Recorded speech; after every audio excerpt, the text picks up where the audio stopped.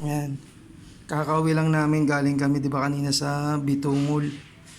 Ito, wild guppies kung di ako nagkakamali eh. Ayan. Ito. Balik mo sa pinagpano mo. Bigyan mo kay mama mo. Ito, napili ko ng mga female.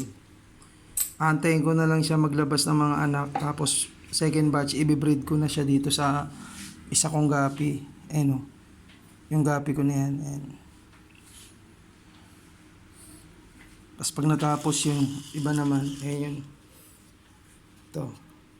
Ito kung isa kong male. Ito female kasi ito eh. Ito yung male ko. Kasi sinaluan ko ng isa. Para hindi sila bored.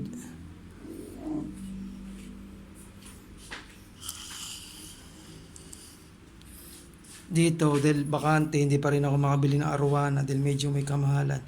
Popper fish na lang bibiling ko. May nakita ako sa... Ito. Nung binili ko to, sabi kasi PKBM pero parang doubt ako eh pa. Hindi ko alam kung PKBM ba talaga o balon molly. Ito.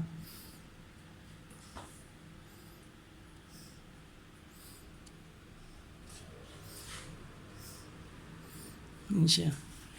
Nagsimula sa isa, naging dalawa, naging tatlo, naging apat. Tapos eto na.